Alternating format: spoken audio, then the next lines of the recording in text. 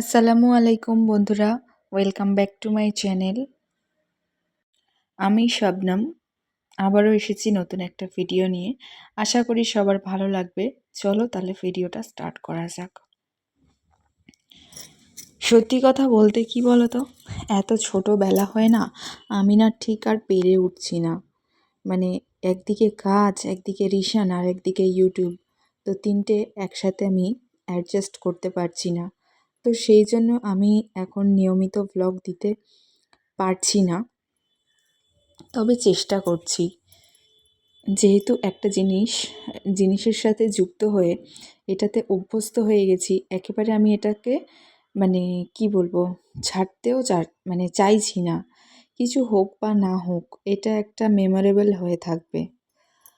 তো যাই হোক, সকালটা আমার শুরু হয় এভাবেই। তোমরা তো দেখতেই পেলে যে রিশানকে আমি ব্রেকফাস্ট করিয়ে দিয়েছি, তার মাঝে আরও অনেক কাজ ছিল যেগুলো সবটা আমার ক্যামেরাবন্দি করা সম্ভব হয়নি বা হয়ে ওঠেনি। তো এখন আমি এই যে ছাদে চলে এসেছি, এখানটায় আসলে একমাত্র ক্যামেরাটা আমি ঠিকঠাক করতে পারি। তো এই যে রিশানের পানি আমি ছাদে রোদে দিয়ে দিয়েছি। আমি কিন্তু ওকে আলাদা কোনো গিজারের পানিতে গা ধোয়াই না, বা এমনি গরম পানিতে। হয়তো আমার আগের কোনো ভ্লগে তোমাদেরকে আমি বলে থাকতে পারি, তবে যারা জানো না, অনেকে নতুন আছো, তাদেরকেই বললাম। একটা জিনিস আমি লক্ষ্য করলাম, যে এই যে ন্যাচারাল ভাবে যে পানিটা গরম হচ্ছে, সূর্যের তাপে, তো এটাতে না একটা দিক থেকে আমি আমার দিক থেকে বুঝলাম যে রিশানের কিন্তু ঠান্ডা লাগেনি। ঠান্ডা শুরুর দিকে লেগেছিল, তো সেরকমভাবে সর্দি বা কাশি আপাতত ওপরওয়ালার ইচ্ছেতে এখনও হয়নি। তবে জানি না এটার জন্য নাকি অন্য কোনো কারণে। তবে তোমরা এটা ট্রাই করে দেখতে পারো, সূর্যের পানিতে বাচ্চাকে গা ধোয়ানো। এটা কিন্তু ভীষণ একটা ভালো অভ্যাস। অনেক সময় আমাদের সংসারের অনেক তাড়া থাকে, তো আলাদা করে ফের পানি গরম করতে হয়, তো সেটা আমি একেবারে করি না। তো সেই জন্য সকালে যখন আমি ছাদে আসি, তখন আমি পানিটা রোদে দিয়ে দিই। যাই হোক, তোমাদেরকে এটা আমি বললাম। আর এই যে আমি এখন চলে এসেছি নিচে, রুটি করেছি, আর তার সাথে ভাবলাম একটুখানি মটরের ঘুগনি করে দিই, মটরশুঁটির বা কড়াইশুঁটি যাই বলো না কেন। তো অল্প করেই করছি। বেলার দিকে আমরা ভাত খাই, আমি তো খাই, তো সেই জন্য আমি আর এসব খাবো না, আমি অল্প করেই করেছি। একটু আদর করে দাও তো ছাগলকে। ওটা না, ওটা বাচ্চা আছে, ওটাই বাচ্চা আছে। এই ছাগলটা আদর করো, এইটা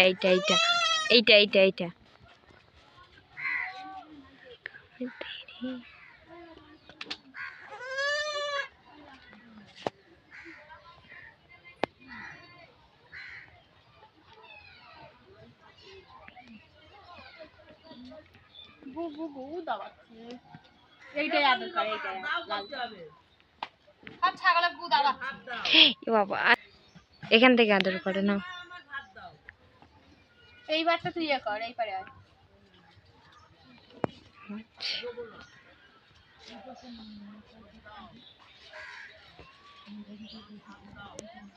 গিয়ে আগে হাত ধোয়াতে হবে।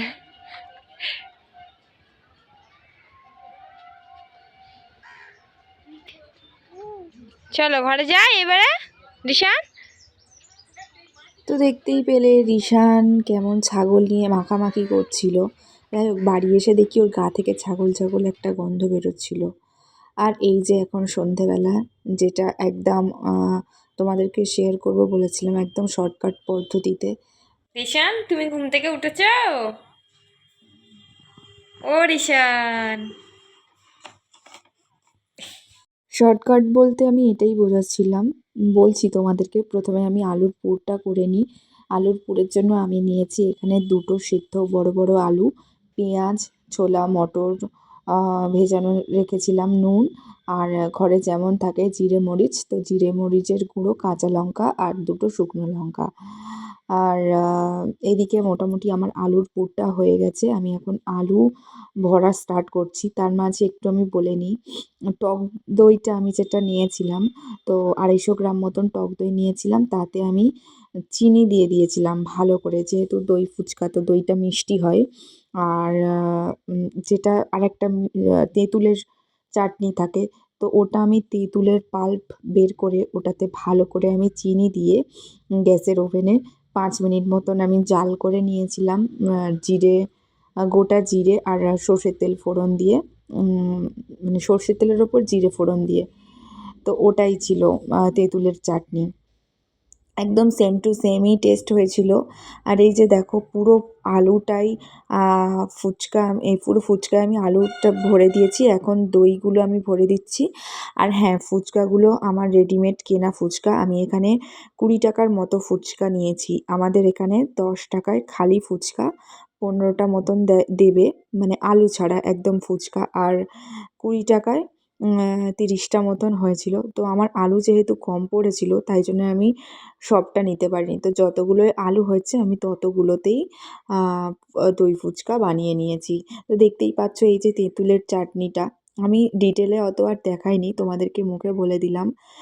যেহেতু আমি ব্লগের মাঝখানে দেখাচ্ছি, শুধুমাত্র রেসিপি নয়, যদি তোমরা চাও কোনো একদিন আমি ফুল রেসিপিটা দেখিয়ে দেব। তার ফুচকাগুলো খেতে কিন্তু একদম দারুণ হয়েছিল। আর সবশেষে দিয়ে দিলাম এই যে যেটাকে ঝুরি ভাজা বা ওই কী বলে, ভুজিয়া। তো এটা দিয়ে দিয়েছি, এটার জন্য টেস্টটা আরও দ্বিগুণ বেড়ে গিয়েছিল। আর আমার তো মোটামুটি ফুচকা রেডি হয়ে গিয়েছিল। তো আমার ভাগ্নি বলল যে, "মামি ওপর থেকে টমেটো সসটা দিয়ে দিই 1 ফোঁটা করে, তাহলে হয়তো টেস্টটা আরও ভালো লাগবে।" তো আমি বললাম যে, "ঠিক আছে, দিয়ে দাও, অসুবিধা নেই। ভালোই তো লাগে দই ফুচকা।" তো সন্ধেবেলায় এরকম শীতকালের সন্ধেবেলায় মাঝে মধ্যে এরকম মুখরোচক খাবার খেতে কার না ভালো লাগে? আমাদের তো, মানে আমার তো স্পেশালি ভীষণই ভালো লাগে। তো রিসেন্ট হওয়ার আগে আমি প্রায়ই করতাম কিছু না কিছু। কিন্তু সত্যি কথা বলতে রিসেন্ট হওয়ার পর থেকে আমি সেরমভাবে কিছুই করতে পারি না। ম্যাক্সিমাম ডেতে আ সিম্পল চা বিস্কুট নরমালি যেমন হয় তেমনটাই করেই খাই। তো হঠাৎ খাওয়ার ইচ্ছা হলো ফুচকা, তো সেজন্যই দই ফুচকাটা অনেকদিন ধরে বানালাম আমার আ ভাগ্নির আবদারে। তো যাই হোক, তোমাদের দই ফুচকার রেসিপি, শর্টকাট রেসিপি কেমন লাগলো অবশ্যই জানিও। আর এই দেখো, রিশান দেখো, যদি কোথাও তোমাদের একটু ভালো লেগে থাকে তাহলে অবশ্যই একটা লাইক করে দিও, কমেন্ট করে দিও, শেয়ার এবং সাবস্ক্রাইব করতে ভুলো না। টাটা, বাই।